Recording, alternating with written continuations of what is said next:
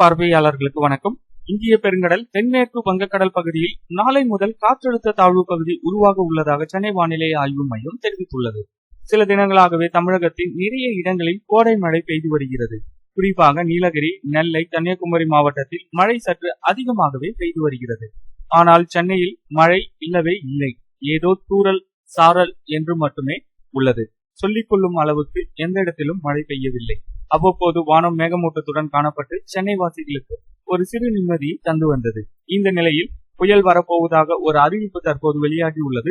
இந்திய பெருங்கடல் அதனை ஒட்டியுள்ள தென்மேற்கு வங்கக்கடல் பகுதியில் நாளை குறைந்த காற்றழுத்த தாழ்வு நிலை உருவாகும் வாய்ப்பு உள்ளதாக தெரிவிக்கப்பட்டுள்ளது.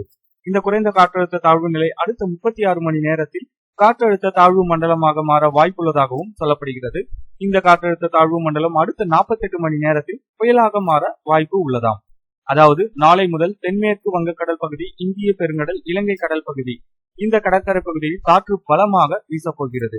மணிக்கு 30-40 கிலோமீட்டர் வேகத்தில் காற்று வீசும்.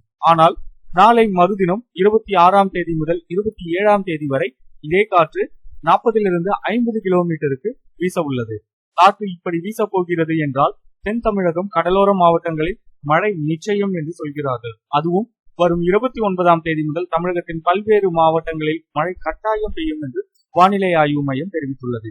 எனவே அடுத்த 48 மணி நேரத்தில் காற்றழுத்த தாழ்வு நிலை உருவாகும் என்ற எச்சரிக்கை தற்போது வந்துள்ளதால் அதற்கான ஆயத்த பணிகளிலும் முன்னேற்பாடு நடவடிக்கைகளிலும் மாவட்ட நிர்வாகிகள், மீனவர்கள், பொதுமக்கள் ரொம்பவே மும்முரமாக ஈடுபட்டு வருவதாக தகவல்கள் வெளிவந்துள்ளது. இந்த தகவலை உங்களுடைய நண்பர்கள் அனைவருக்கும் தெரியப்படுத்துங்க.